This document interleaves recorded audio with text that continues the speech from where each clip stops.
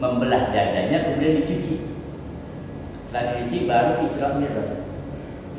Jadi ada dua versi ya. Jadi ada bahkan yang dibilang Rasulullah dibelah dadanya dua kali. Pertama ketika masih kecil, yang kedua ketika akan Isra Mi'raj. Nah, ini berkaitan dengan alam nasrah belakang atas sana. Baik, sampai sini ada mengaji dulu. Ya, apa nih?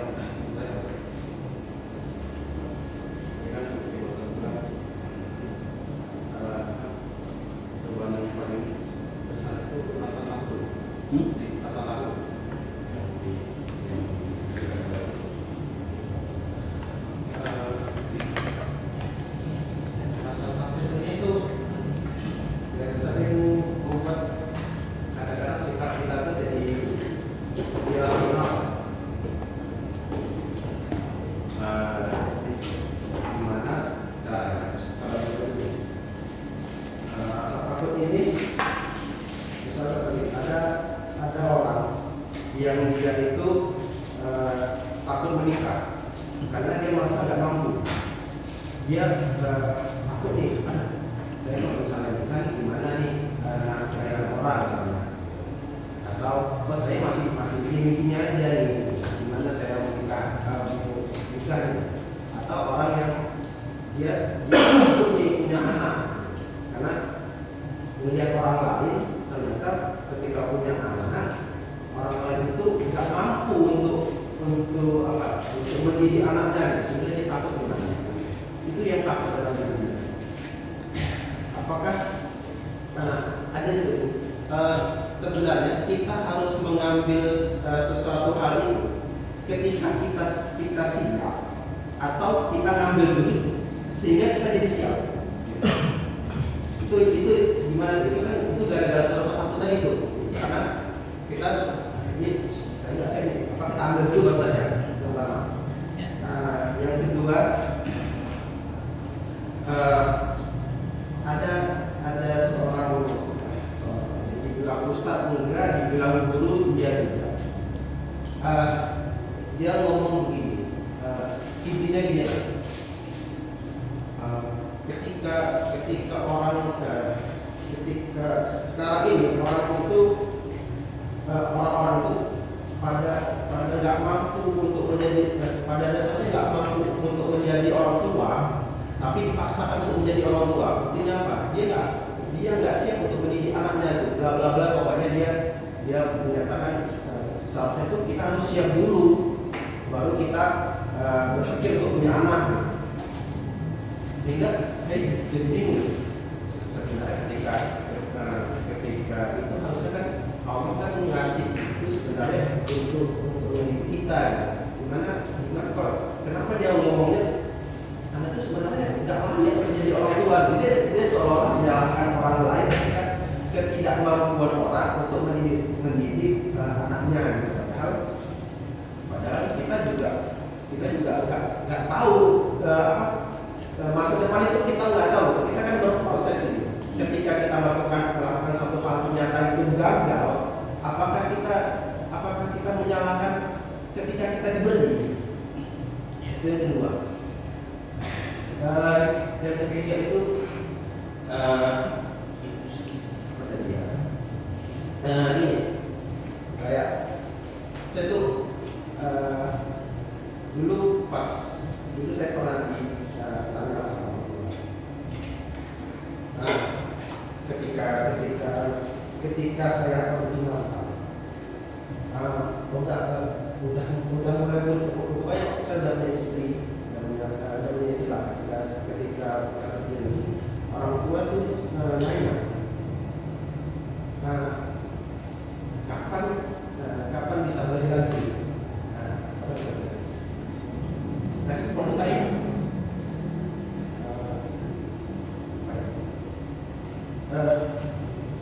nanti kayaknya kalau misalnya udah punya anak susah untuk balik. Respon saya gitu. Kenapa? Karena sebenarnya nanti ongkosnya malah besar, kesininya semakin susah ya.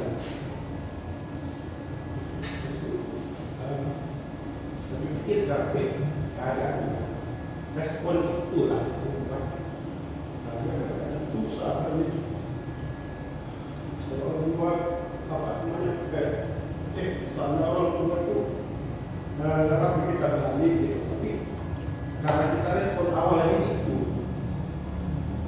kayaknya orang tua makin mempersulit kita untuk kembali gitu orang tua gitu. Itu gimana sih? Baik. Berapa kali?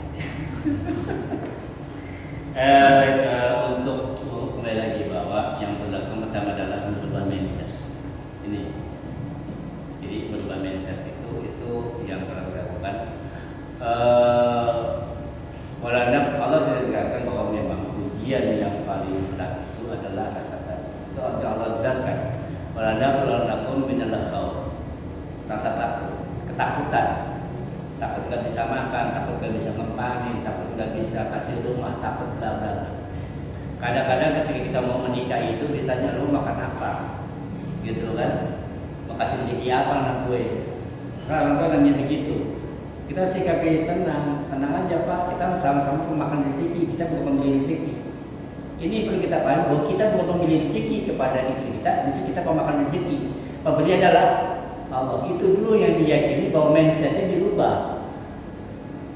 Yakini bahwa yang menyebabkan rezeki itu datang bukan kita.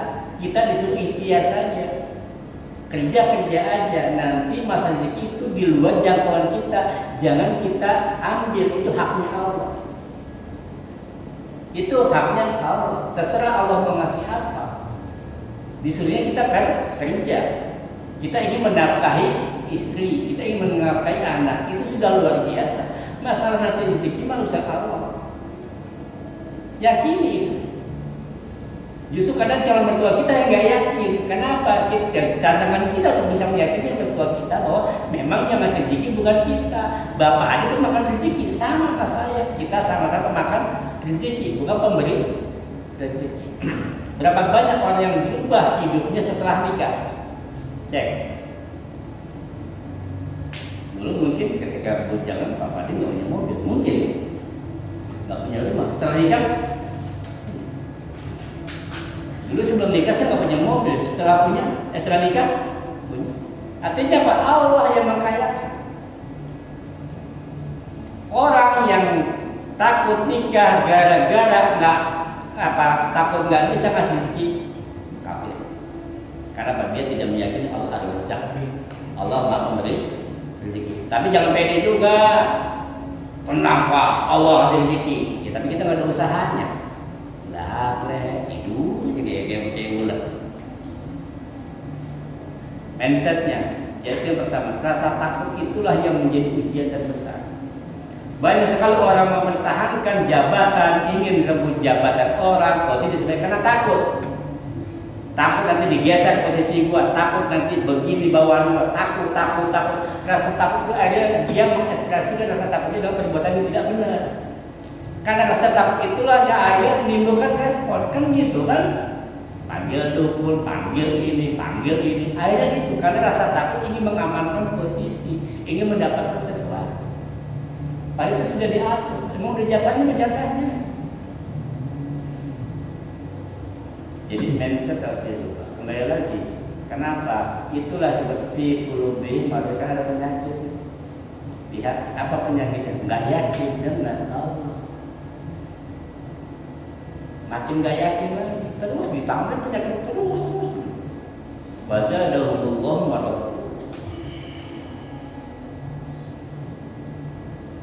Rasa takut itu seperti apa? La khaufun 'alaihim wa la hum yahzanun. Ingat bahwa ini sudah diatur bahwa jangan kita, ya kan? Lihat burung. Rasul bilang, Rasul ngasih contoh burung. Burung itu Pak. Rasul itu ketika ngasih contoh, berarti nggak main. Burung itu pasti bangun pagi. Ada nggak burung bangun siang? Nggak ada. Semua burung bangunnya pagi. Kalau ada burung bangun siang, burung sakit. Jangan Pak. Pokoknya burung ya. Semua burung bangun. Ini benar. Rasulullah kan